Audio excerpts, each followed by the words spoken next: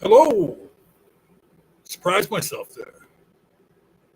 Today, I am 21,469 days old. If I'm doing it right today. I was a little lost for the past couple of days helping out with roofing the place I live in. I was the monkey boy for the past few days. Bring me this, bring me that, clean that up, take that over there, because I don't know nothing about roofing, but I sure know about being a monkey. So we invite you to count the days with us. In the description, if I did my job, there should be a link to our Twitter feed, which I finally remembered today to go over there, and I posted about this starting. Mike is not with us today. He had a family emergency, and so we have Geo Sam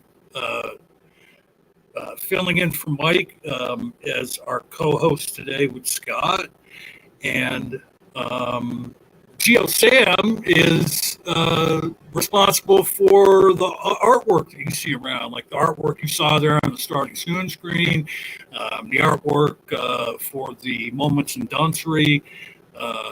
He did all that, and he's done a lot of artwork around the community, and that's how he says he gives back, and myself and the other people that have benefited from his abilities very much appreciate him. So we want to send a thanks out to him, and a link to his channel is in the description as well. Go over and give his channel a check that out. And today's topic, since Geo Sam is with us, and I just learned earlier that Scott's life kind of started out the same as far as, Geo Sam came up without any religion in his family, and so he's been a lifelong atheist. So we want to talk about that, and then we have some questions for Geo, but we're hoping that there'll be somebody in the audience that came up the same way, and then we will invite you in to talk about it as well. And we'll see how that goes. So if you're someone who has been a lifelong atheist, some point here, I'm going to put the call-in number up. You can call us, or I will probably put the link in the chat here at some point, and we'll have folks come in. So. And now, Moments of Dunsery with the Amateur Conversation. Okay, so I want to show it.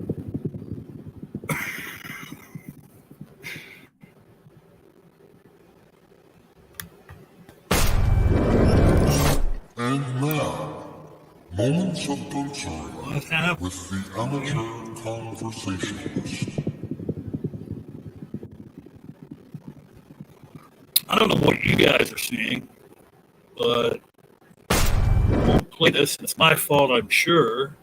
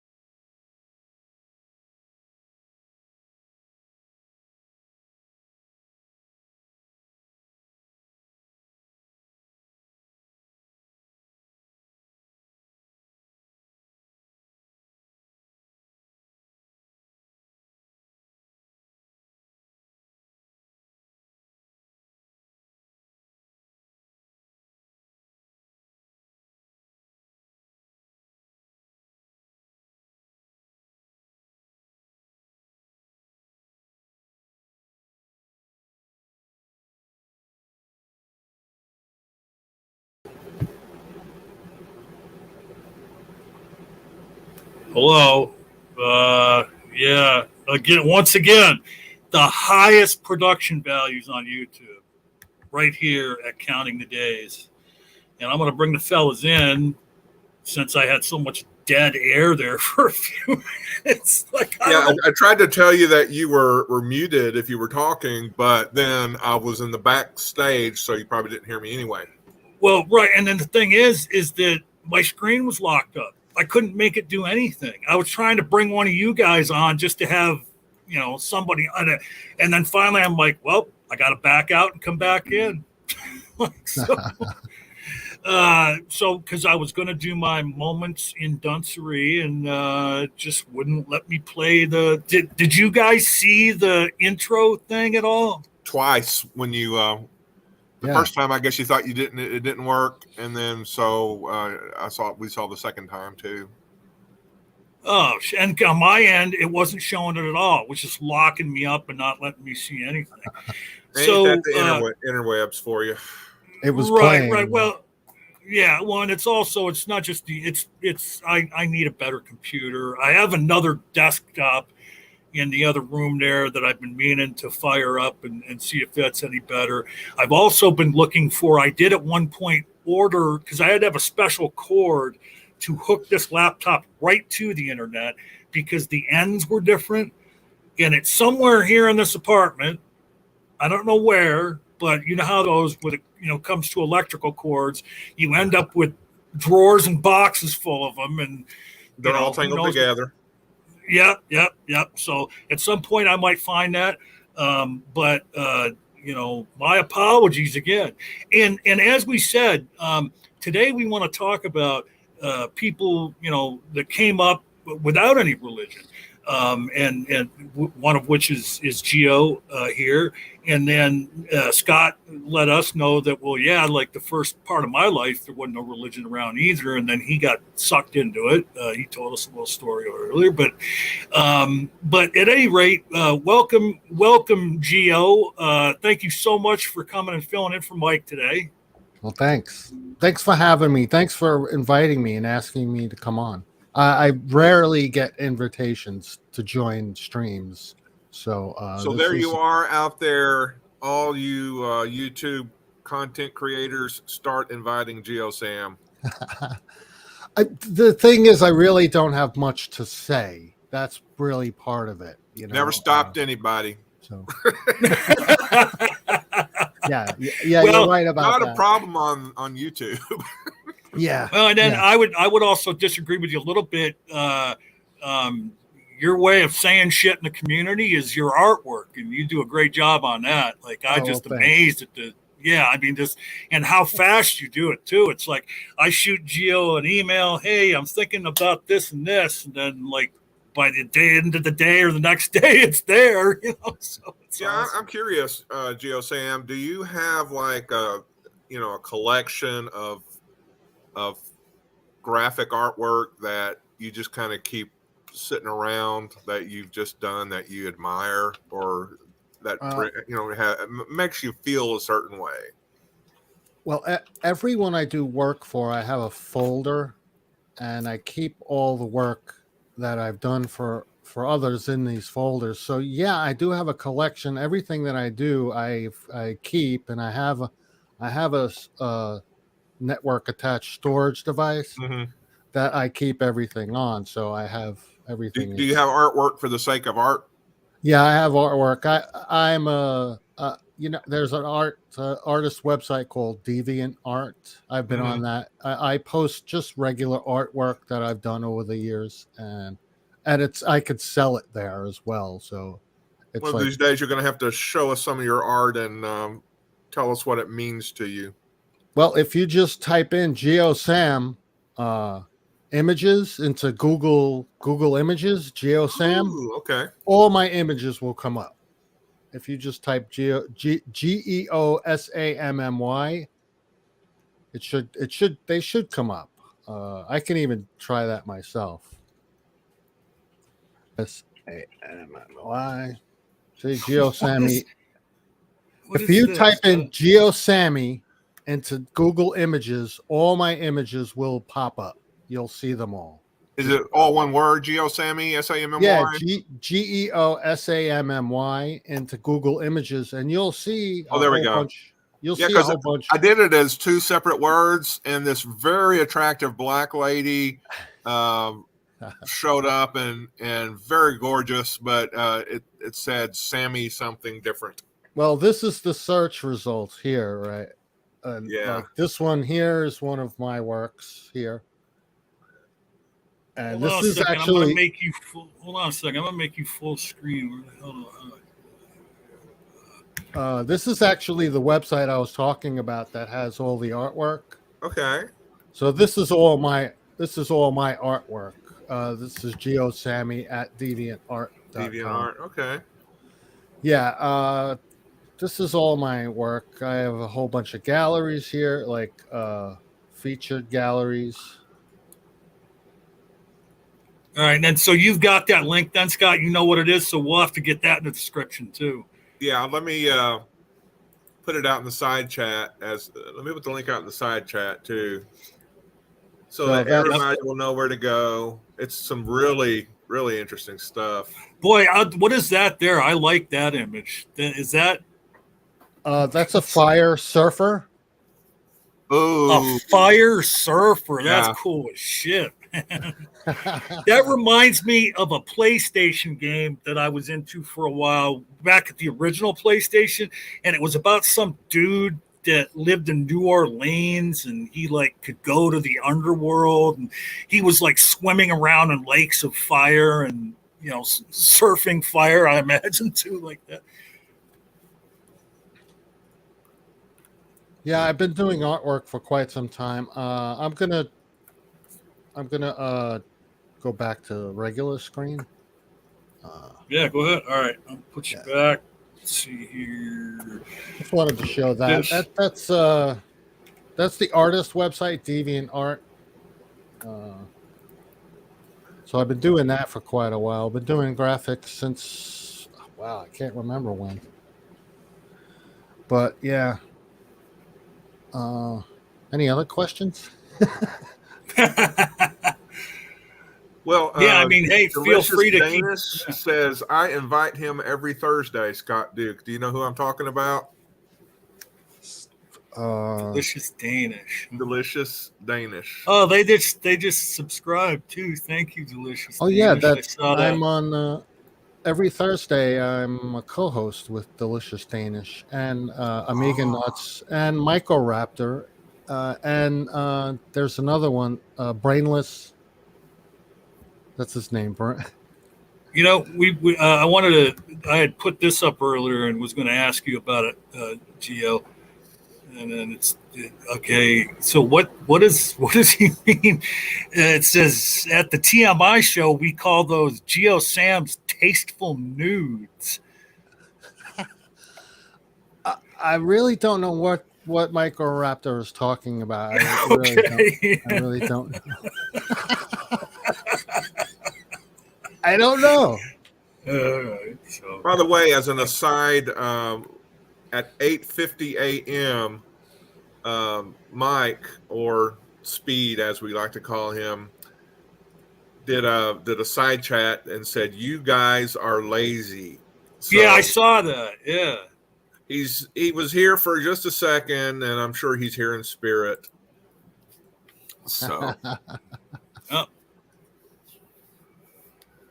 My computer will not let me go back that far. Why, you mean you're late? He was in the side chat? Yeah, we're lazy because we didn't start at 7 a.m. Central. All right. Well, that was my fault, actually. Well, I really don't mind because I just went back to bed, and boy, it was a nice, relaxing nap. Well, this isn't my home. I don't own the home I live in, so I have rules that are set by the people who live here, Yeah. And they don't want me fooling around on the microphone early in the morning and late at night. I can't imagine why. Yeah, I can. All right, I found it, and we had a little look at it here. I hope everything's working out for Mike. And I see that that link is in there. The last thing that Scott posted, he put that link in there to see Geo's artwork. And I'm not sure what. Actually, the last entry is from Amiga Nuts, and it's deny. And I don't know if Amiga Nuts ever answered if they're a true nut or a legume with an attitude. But sorry. All right, there he is. We lost him for a second. I hit the wrong button. Oh, I do that. How many times have I done that, Scott? I don't know. Probably not more than I. So we're all guilty from time to time. Yeah, truly amateurs. True. Yeah. Well, and you're on the right channel, and for it, amateur we conversation. We ought to form a group and call ourselves the Amateur Internet Squad or something. And so I have some questions too. I want just to get the ball rolling on the topic. Yeah. So in your house, when you were growing up as a kid, did you guys celebrate Christmas? Well, yeah, we celebrated Yule, the winter solstice, the Yule. Right. My parents were from Northern Europe. They're Norwegian, so they celebrated the Yule. They didn't celebrate Christmas, as Christmas. We burned logs. We burned logs for Christmas, and we remember. And we eat while the log is burning, and when the log is done burning, then the celebration is over. It wasn't until probably the 80s or 90s that Christmas became a religious controversy of the religious right. So everything like Halloween and Christmas and Easter we celebrated in our own way. Now, Mom and Dad weren't as into Easter as like hiding eggs and things like that. They just color some eggs and throw some boiled eggs at us that are colored and call it Easter. But like Christmas, we'd put up a tree. We wouldn't go to church though. There wasn't a annual Christmas celebration, and I don't recall a lot of like going to nativity scenes. But I don't think there was anything against it. It's just we just never did. But yeah, we did the Christmas tree, the Christmas music around starting after Thanksgiving and that kind of thing. So, but everything was a secular, it was a cultural celebration. And like there was no strictures even for churches really against Halloween up until the moral majority in that bunch started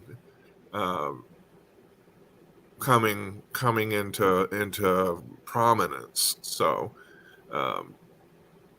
as secular people we would celebrate those. There was no reference to gods or God or religion when it came to Christmas. It was more about the land and the changing of the seasons and the renewal of the earth, and it was that kind of thing. Wow, y'all put far more thought into it than we did. It was just about toys for me. It was like, where's the toys? And am I going to get any money? And occasionally, a big thing used to be our grandparents would give us those McDonald's gift certificates. We used to love those because you could go to McDonald's and get whatever you wanted. Well, my parents would ask me if I wanted a gift, what one gift would I want the most for the holiday? Mm-hmm. And they would get me that. And it was simple. Sometimes it was all I wanted was a basketball, or something like that. That's what it was about. So all I could be thinking about here for the last several minutes, not that anything you said was remotely like this, but when you were describing, the traditions that you guys follow at the end of the year. All I'm thinking of is feats of strength and a pole. I'm like thinking of Festivus from Seinfeld. Like, if you remember Festivus. Well, Yes, one year I I did get remember. a set of barbells for Christmas, and loved them. That was probably one of the best investments that my parents ever gave me for Christmas, because I set up a weight bench in the workroom out back and went to it to try to get muscled up, and I stuck with it pretty good. So Yeah, we didn't celebrate. There was no Easter. We never celebrated Easter. I didn't realize Easter was a thing and until years later. So Easter was not on the calendar when I was young, when I was a kid. All these Now, when you- holidays, all these other holidays, it just wasn't part of what we observed. I mean, but when you went out into the world and you associated with other people your age and everything, like, did you ever find yourself in situations where religious things were going on, and like maybe they did a group prayer, or I mean, I can't think off the top of my head, but like, what did you do when you encountered religious folks in the real world growing up that way? Well, it was kind of rare. Even though I was in the United States, which is pervasively religious, for the time I was growing up, I didn't see it.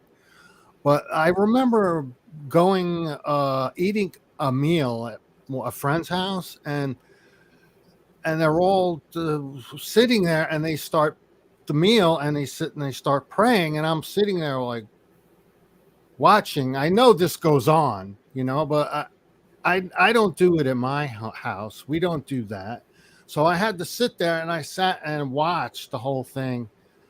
And then someone, I think it was the mother, looked up and saw that I wasn't doing it, and she had asked me why I wasn't doing it. And I was like, I told her I was just curious to see what they were doing. And she was like, oh, okay. But What about the Pledge of Allegiance when you were growing up? Were you doing that in school like everybody else? I was a maverick when I was in school. I would not pledge my allegiance to anyone because I didn't think that was right. Well, right. And you know what? You're absolutely right, because I've always thought, wait a minute, why are we having children repeat mantras over and over again and pledging their allegiance when they don't even, their brains aren't even done cooking, but go ahead. No.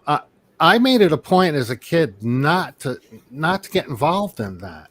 And I got in trouble for not doing it. And I told them, Wow. I'm not doing that. Subversive son of a bitch, you.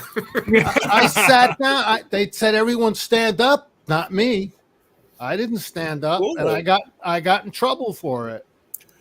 Yeah, I was more of a what do you call it? Somebody who complies. Conformist. Yeah.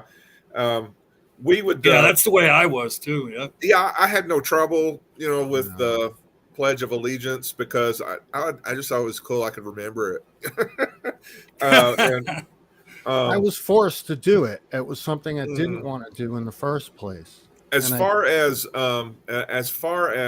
prayer and stuff, there were occasional group prayers. Like we would go to my grandmother's for a large family gathering at Thanksgiving, and they would, and suddenly,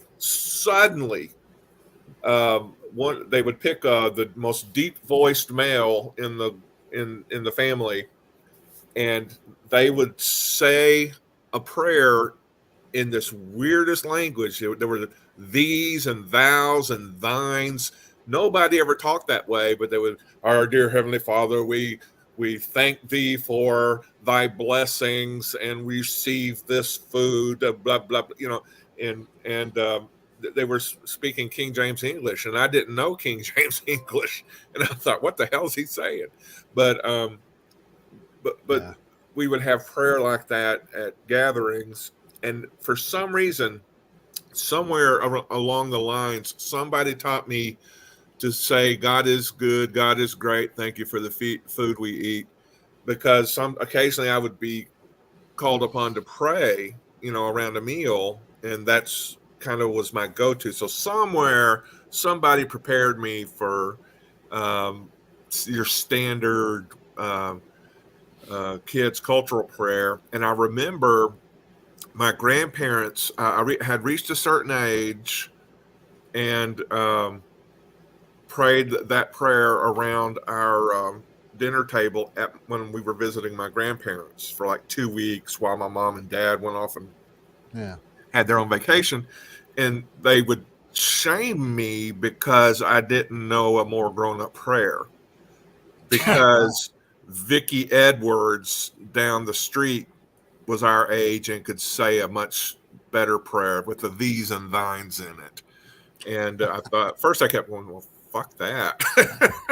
I don't care. I just want to eat. But so my grandparents thought we should be more religious. And I don't know what kind of conversations went on, but we were never religious until I was the age of 14, and there was a cute little girl I liked, and she invited me to Vacation Bible School. So, but up till age 14, we, just very little influence from the churchy kind of people. So I want to jump in real quick and say, so I put the link in the chat there a couple times. If you have anything you'd like to share about, growing up, or if you have a question you want to ask Geo or Scott, come on in. Plus the call-in number is up there. And I finally remembered, as I do every week, to, I don't know, what were we, like 10 minutes into the show, when I finally took the starting soon screen, banner down, something like that. But I wanted to say, wish that because I never even became an atheist until I think it was like the end of my 20s, beginning of my 30s. And I wish I had the guts that Geo had back then, or the recognition of the fact that, well, wait a minute, why are we saying this, every day? That's ridiculous as kids to be saying this.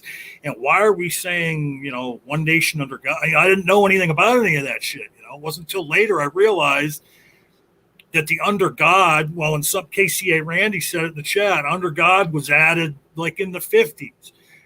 Even like where it says God on the money, that was something that came later. That was like 1953 or something like that.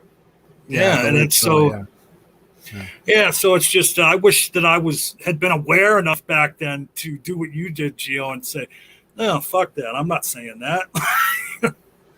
Yeah, I was very.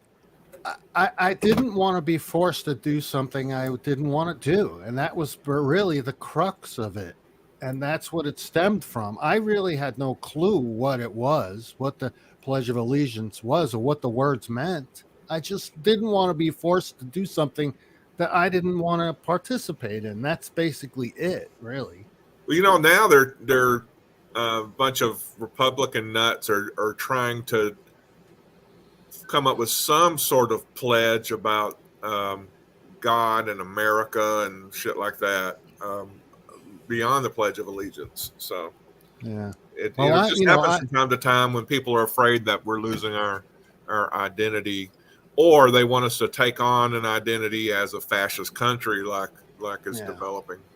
Well, I'm not anti-American. I'm not against the flag or anything. I'm a veteran. I was in the service. I served my country. I did all that stuff. Yeah. So, I don't have to say Pledge of Allegiance, to prove anything to anyone. You know what I mean? So, but the thing, I'd just like to say, as a lifelong atheist, I think I may have been in church a handful of times, 5 times my entire life, maybe. Once for my sister's wedding, and that I can't remember any other.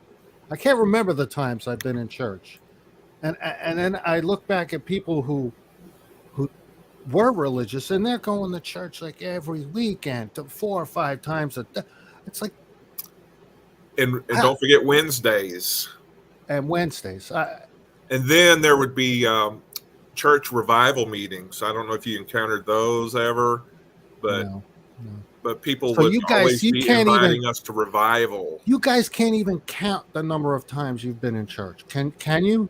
Realistically? No, right. I couldn't give it a number because like there was a time during my teen years, I was introduced to the Church of Christ by my family. But then as I went into my teen years, my family stopped going. But for 3 or 4 years in my teens, I got picked up every Sunday by somebody else and I went to church.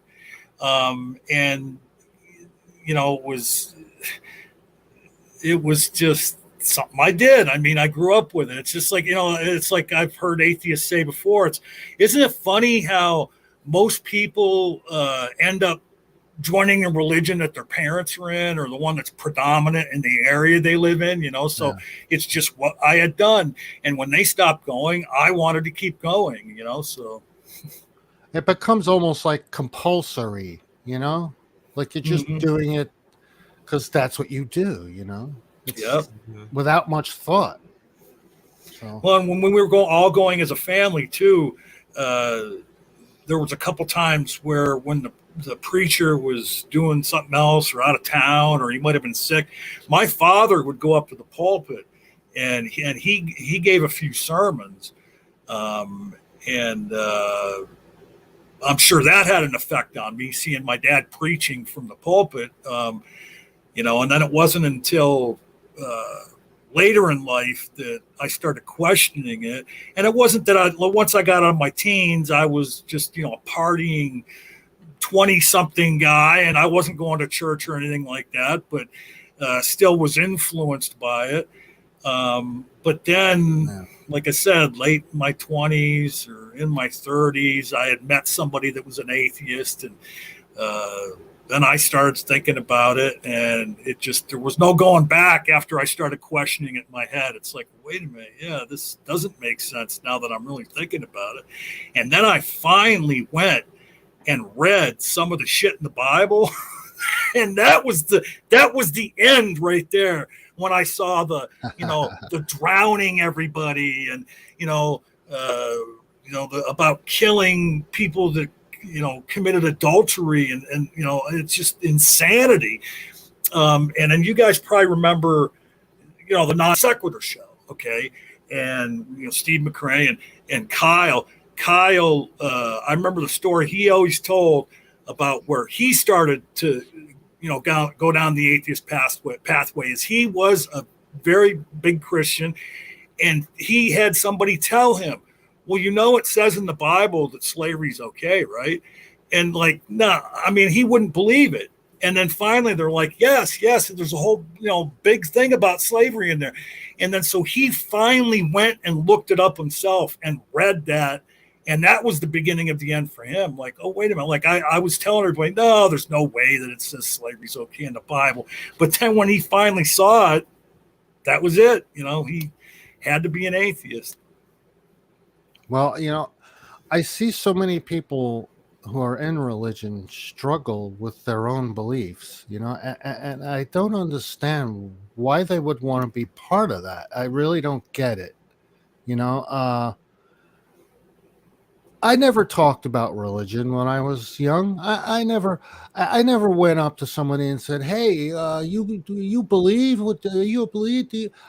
It never crossed my mind to bother to ask anybody what their religion was. Well, do they believe in God? It never occurred to me to do that to people. Mm-hmm. So I don't live that kind of lifestyle. I don't look at people and identify them by what they believe. It's just not an identifier for me. So, yeah, the strange thing is, I did not have to encounter all the wickedness of the Bible to actually become an atheist. But you got to remember, or maybe you didn't know, I became an atheist twice in my life. The first time was when I was a kid, and I had been reading National Geographic, Science News, Science Digest, Scientific American, because my dad was a really interested science buff and he loved to read those magazines. And so they were sitting around all the time. And one of my favorite things to read about was the latest fossils they found and what they looked like, what they meant, how old they were. And, I adopted, evolution early in my life. I don't recall it being taught in science classes, but I do recall all the magazines and stuff that were just lying around. And one day, some kids down the street, after I said something about dinosaurs being X millions of years old, they went, the earth is only X thousand years old and they were created on day 6 and they were wiped out in the flood. And and I was kind of troubled by that because that's not what I'd been reading. And I thought, well, I don't believe in God because what they're saying is ridiculous, And so I adopted atheism probably as early as 11 or 12, and overt atheism as opposed to just the secularism of not ever thinking about religion, not ever encountering it. And then, of course, it just took a sweet little girl to invite me to Vacation Bible School, and I just changed it all because I wanted to be accepted. But very early on, I adopted atheism based on science, and not because I'm a naturalist or a materialist. It's just that I accepted what I read in the magazines and things, which my dad accepted too. Although I believe he called himself an agnostic once, and I think that was his position. And like I said, to this day, I don't know what my mom believed in. Well, I didn't use the word atheist to describe myself for quite a long time because I wasn't aware of that position. But when I was younger, I looked into the not knowing kind of deal, and I came up with the term agnostic. And I think I might have been 12 or 11. And I said, this really describes how I feel about religion. I don't know. I can't say that this thing is what it is. I have no proof of it. So I'm just going to be, I guess I'll just call myself agnostic. And I was like 11, 12 years old. And I was using that word to describe my beliefs. Mm-hmm. And I've only been on YouTube and in the atheist community for a very short time. It's, compared to other people, I'm just a drop in the bucket, what I've done so far. It's, so I'm actually pretty new to the atheist community. I didn't realize there was an atheist community until I was in my 40s, and I had been going through that second phase of my life where I started to realize, well, hey, all these prayers I've been praying just don't get answered. All you get are excuses. It seemed like all apologetics was making excuses for why God didn't do what he said he would do. And then once again, being troubled by the fact that science had actual reasons for what it said about the world, and you just had to take everything that the Bible said on faith, things like that. Of course, I had gone to seminary by then, and had just studied the Bible deeply. It just became more and more deeply disturbed by how everything is really better explained by economics and psychology and sociology and other ologies rather than by the act of God in the human society. So it was a tougher but a more grown up kind of response to to biblical statements and statements about God when I was in my 40s. So I spent like 30 something years very involved for most of that time in church activities such as learning to witness and share the gospel, learning the New Testament, learning the Old Testament, learning the Greek language and stuff like that. But then I realized, no, the best way to look at the world is through a scientific So I think point of view. I think Geo was you were giving your approval of that comment I showed, agreeing with Microraptor. Oh yeah, definitely. Yeah, Definitely. yeah, that's why I saw you doing that. I was like, yeah, yeah. It sounds like you and Scott kind of have a similar beginning, but then Scott seems to have gone off on a different pathway. Oh, looks like we're getting a guest in the house. Let me see if again, as I've said, the highest production values of any show on YouTube. That's right. Here, by the amateur conversationalist. Okay, so we have Tentaise joining us. Welcome, right. Tentaise. Hi. What's up? So yeah, it's so funny on my end. The wait a minute, what happened? Yeah, the computer. All right, okay. Here we go. Now he's there again, and I didn't do shit. And plus on my end, I can still see the comment on the screen. The Microraptor. You guys can't see it, can you? No, I cannot see it now. Yeah, it's like fading away slowly now on my end. you need more So RAM, anyway. Right. Well, and you know what? This computer is so old. It sounds like it because you had to buy a special cord to hook it up. Well, right, yeah. And it's let me see, what's this 2022? This computer's probably from 2012 or sooner. Holy hell. But why don't you get? You definitely need to get rid of that paperweight. Jesus Christ. Well, right, and then I'm going to have a lot of fun with my sledgehammer when I get a new computer. I bet. But it is kind of crazy the way this. But what the hell? We lost our and guest. that wasn't me. That wasn't me. He just all of a sudden disappeared because from his end, maybe something. I don't know. But real quick, just I want to make sure that we. What is this? Because this is the first I'm hearing of this, Geo. What is this show that you and Microraptor and Amiga Nuts have? What is it?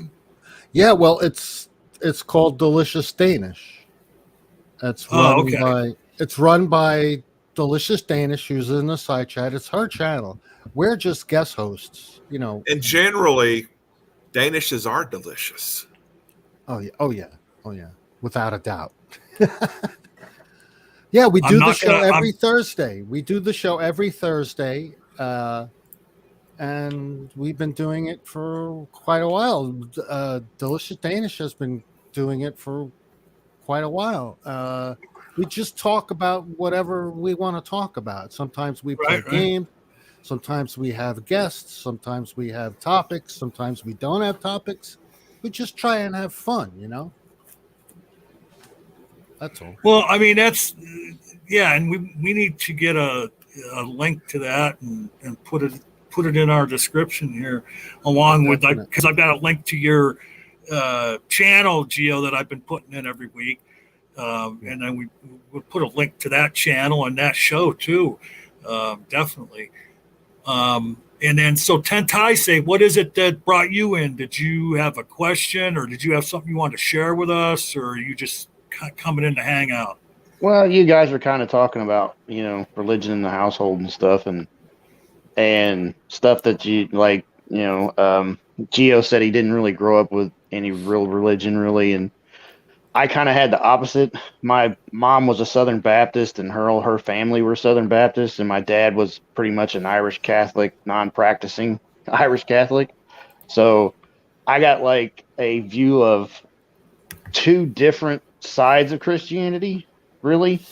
And my grandmother would try to tell us stuff about the Bible, and my mom would too. And then my other grandmother would tell me something about the Bible, and I'd ask a question about it, and she would contradict my other grandmother. So I figured out really quickly that I really didn't believe any of it, and none of it really made sense as far as Christianity went.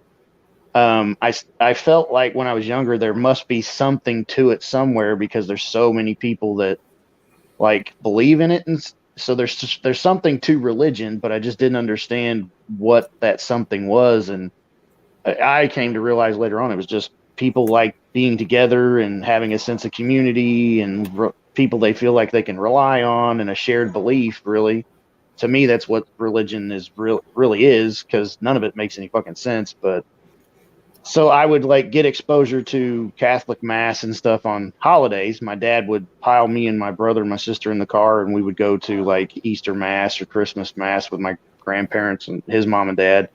And then my other grandmother would try to get my mom to have us go to a Baptist church on Sunday, and we went a couple times. And the rule in the house was we didn't have to believe in Catholicism. We didn't have to believe in being a Southern Baptist. We didn't have to believe in Christianity, but you had to believe in something. The only thing you weren't allowed to do was not believe.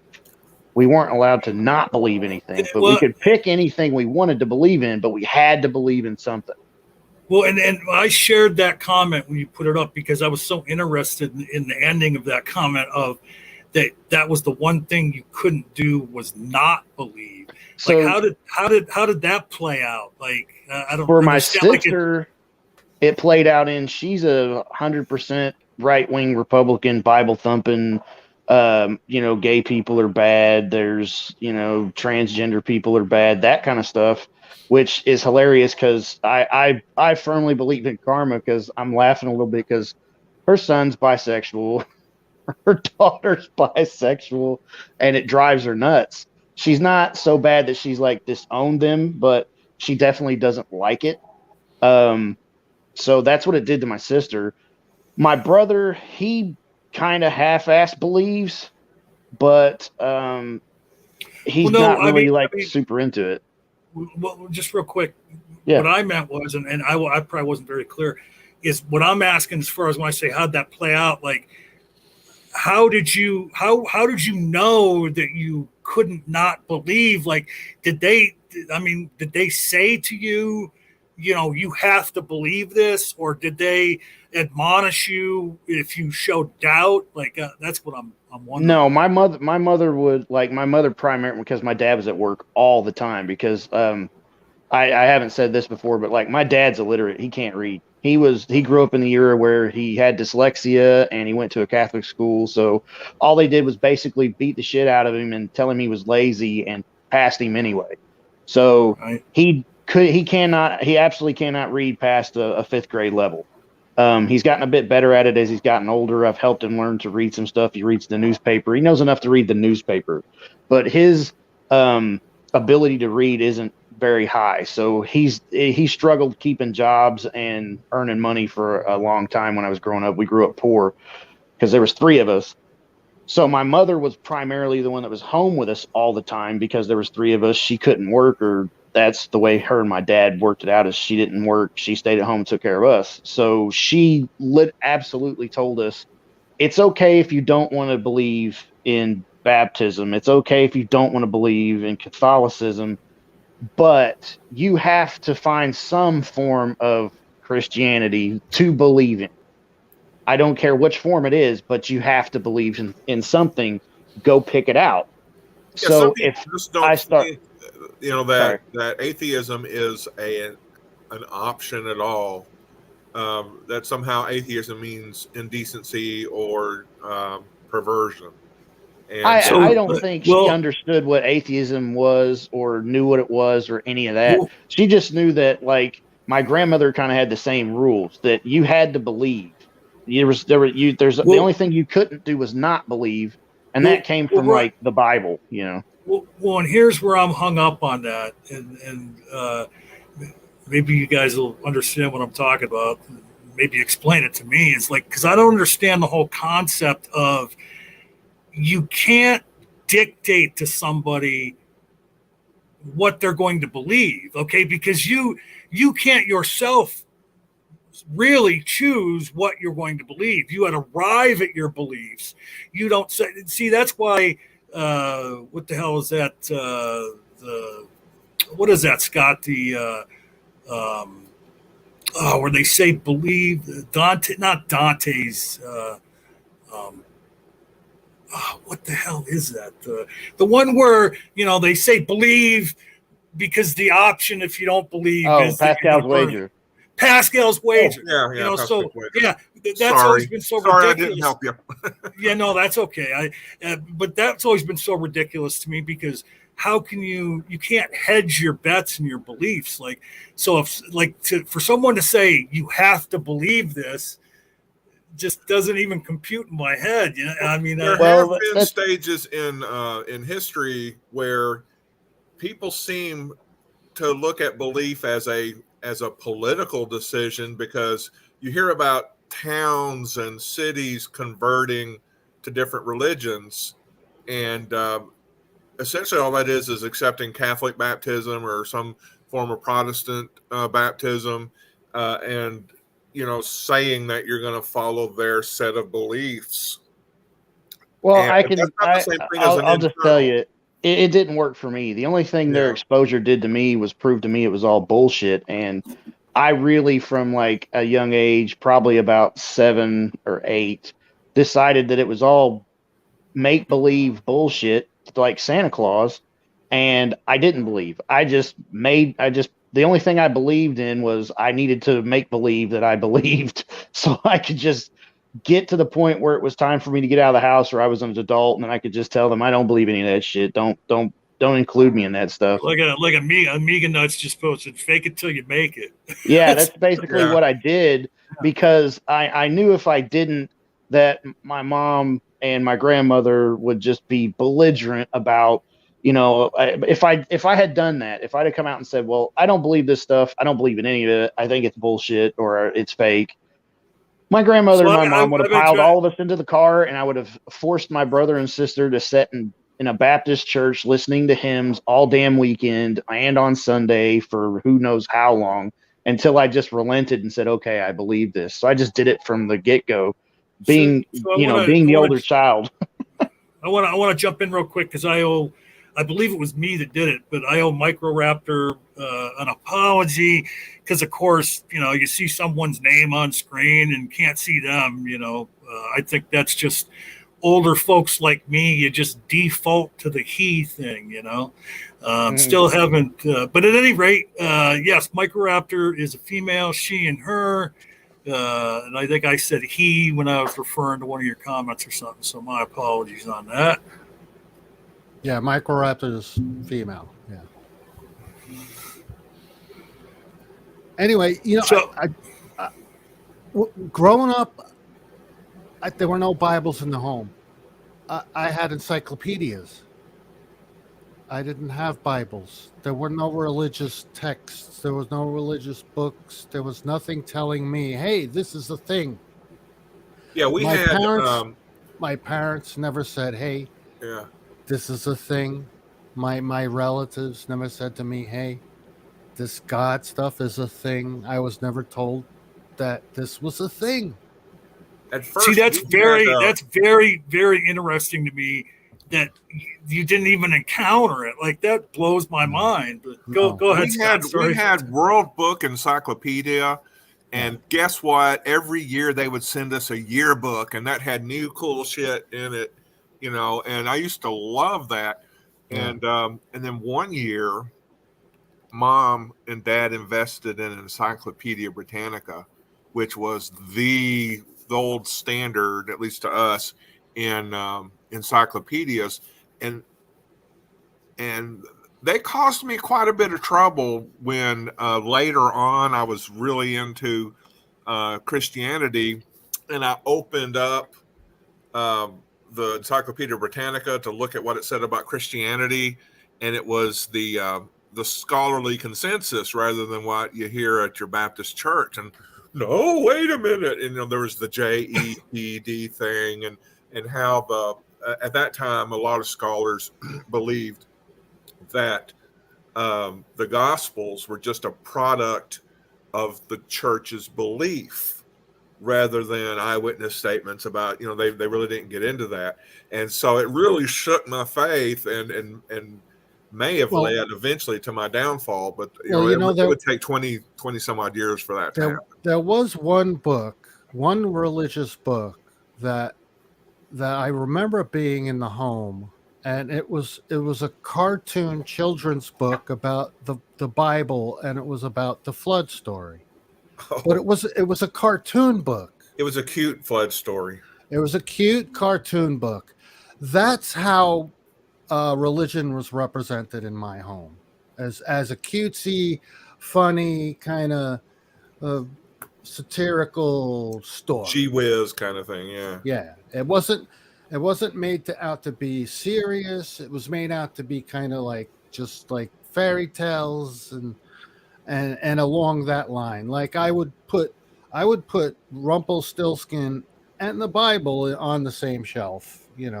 That's where it belongs. And that's exactly where it belongs. But that's what I got.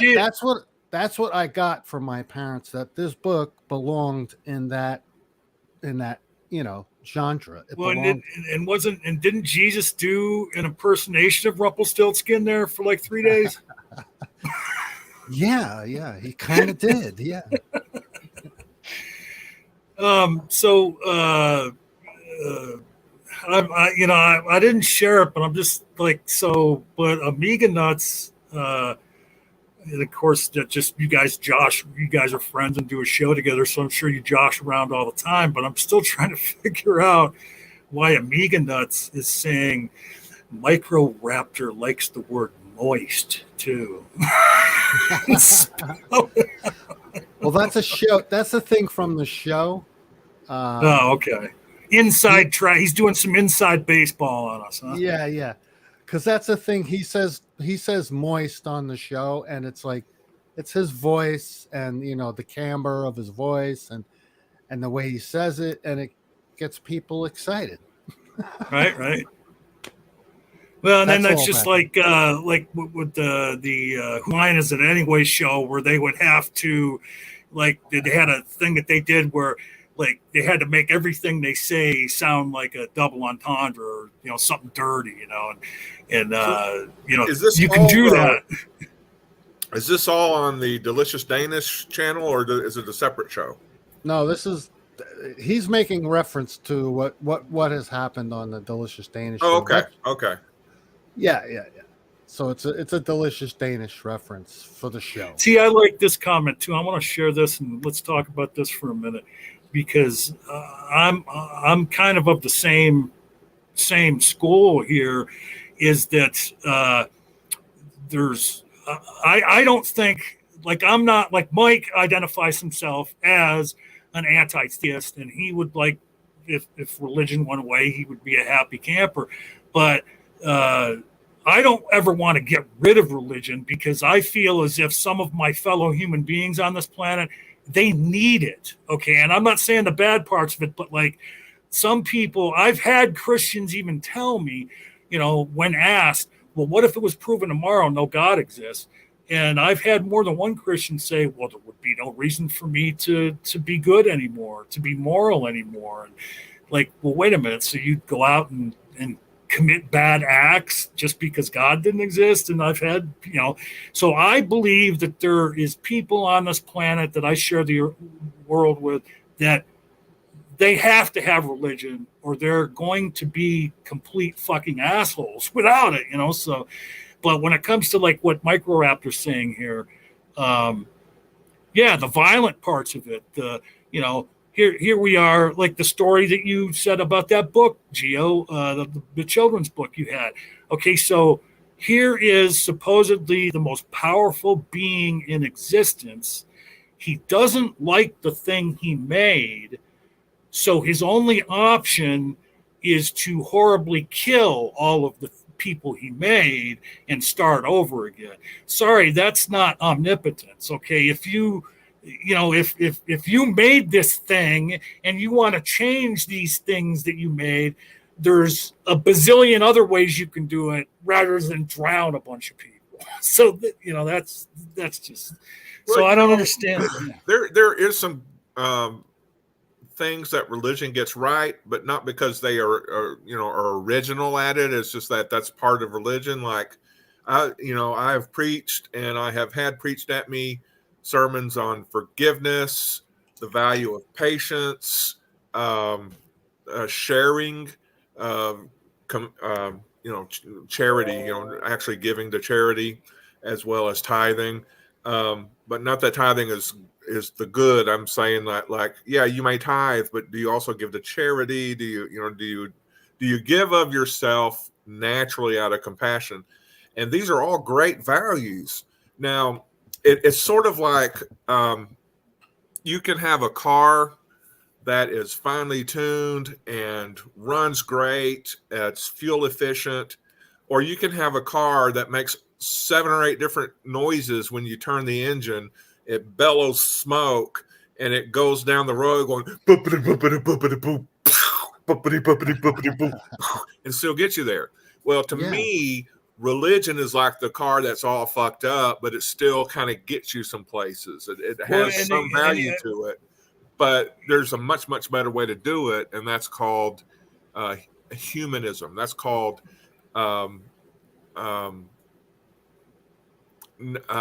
secular stuff. Yeah. And here's what I want to say. Well, hold on real quick. I just want to say too, like, what it is, though, I think that you're describing, Scott, is that when religion does get it right in certain areas, I think it's humanity shining through. Right.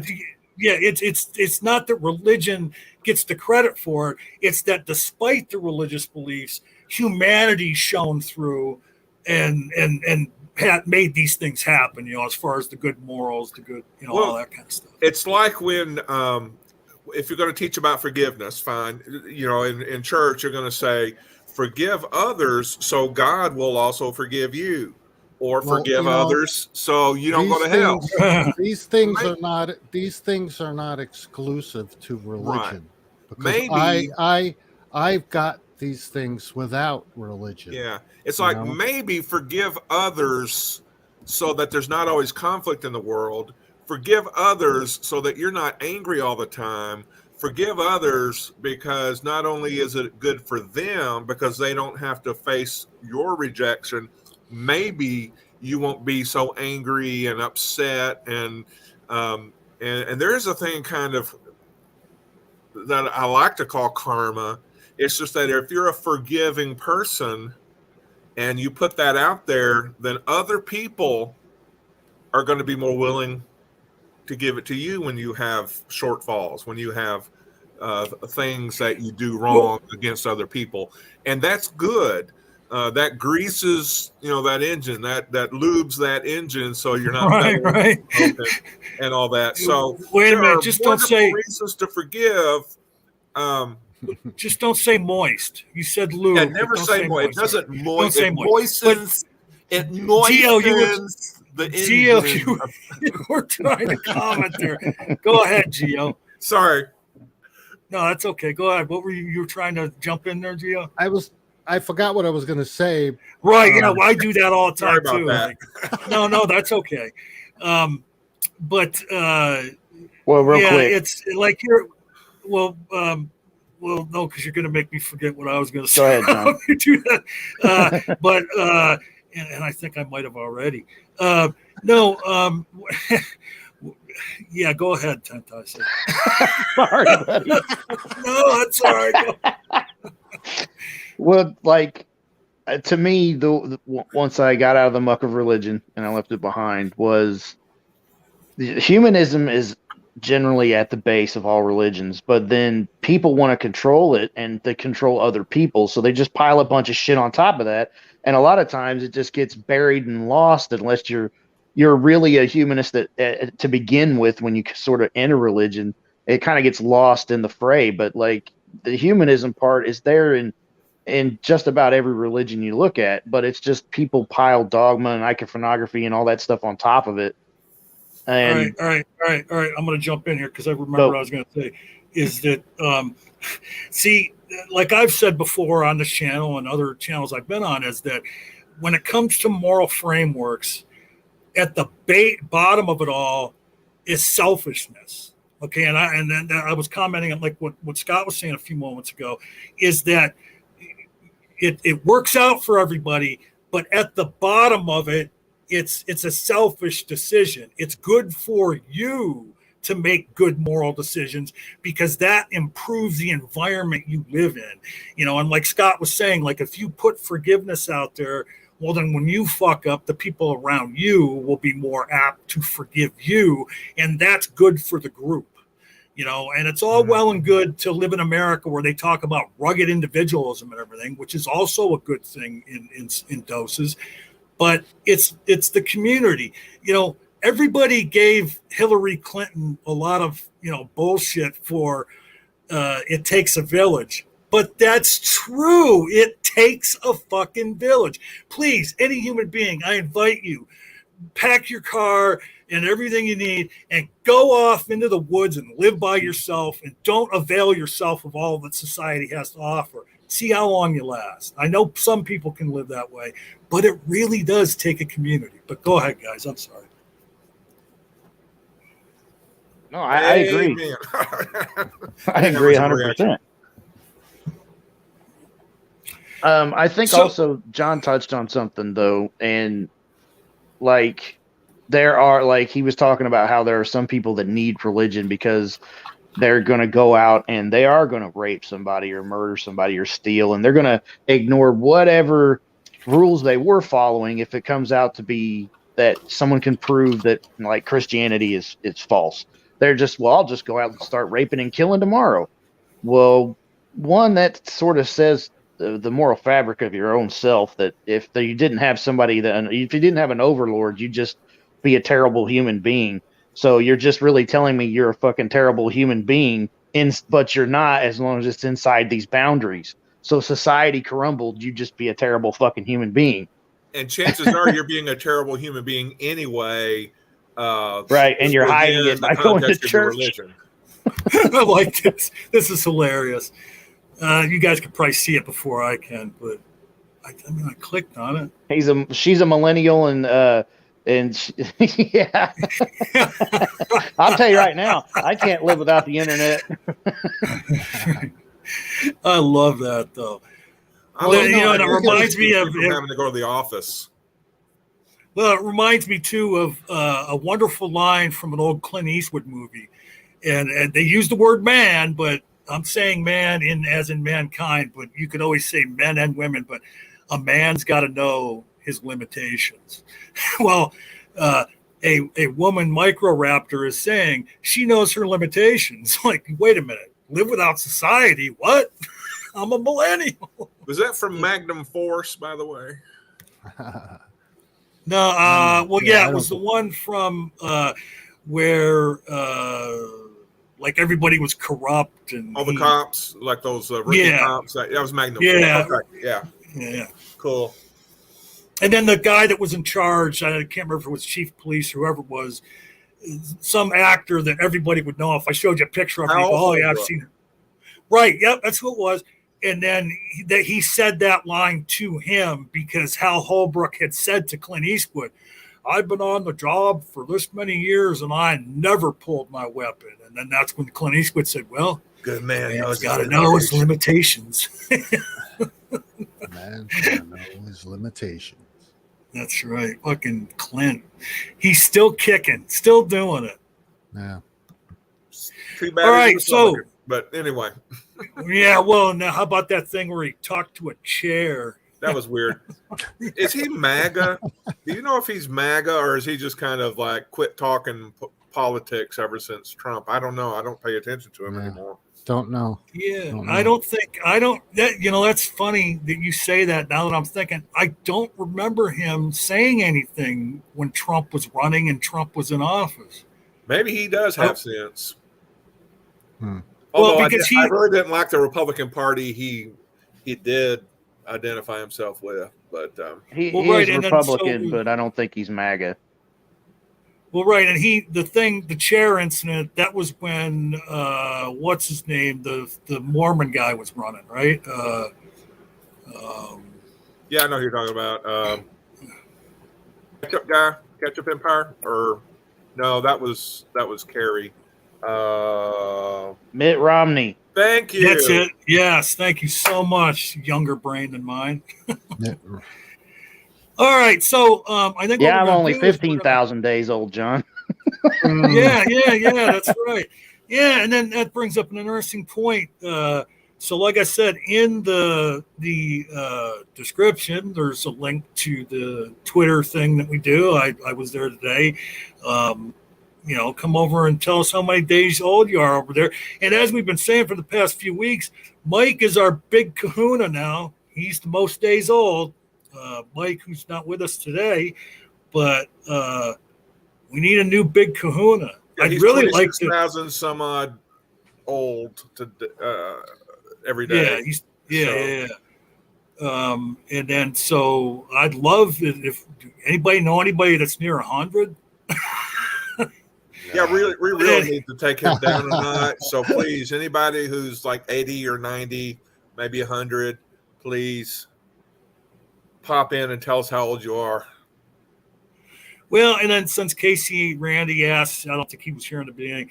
Yeah, actually, there was a family emergency that Mike had to. Him and his sister went up north of where he lives to go visit some family members because I guess his sister-in-law is. Well, actually, they went up north, I think, just to go to a park they both liked. That was him and his ex-wife. Oh, okay. His sister-in-law down in Austin, Texas, is very ill, and so he's having to monitor that situation closely. Well, that's unfortunate. Yeah. Well, sorry to hear that. I wish you the best. It is sad, and we do wish them all the best. Yeah. So, just because I'm a glutton for punishment, I'm going to try one more time before we leave. Nah, you know what? No, I'm not. Never mind. Because we can miss it 1 week. So I owe everybody a Moments in Dunsery, which I had a really good one today that I was going to do live from some old stand-up of mine. But we will get one out here before the next episode, and I'll post it like I did last week before the show. So, again, go over and check out our Twitter feed, count the days with us, make every day count. And that was just a sheer accident. The first show, I said that at the end. And so now that's our tagline. I post that every day on Twitter, count the days with us and make every day count. And it was just pure came out of my mouth at the end of the show. And I told them afterwards backstage, I'm like, oh yeah, that's our new tagline. I don't know where that came from. It must have been God, must have been, having an effect on me. Some of the best inventions and things we use in daily life are all accidents. So, yeah, before you say your tagline at the end of this video, I just want to say to the audience, especially one or two very special people out there, stay moist. Stay moist.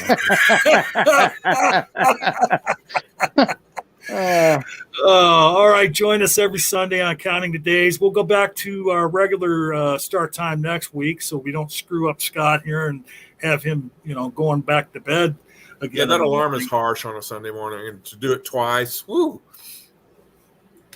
All right, folks, thanks for being here. And again, I don't have a nice fancy outro thing yet, but I'm sure that I will sometime soon, kind of like Mike has over on Answers in Atheism.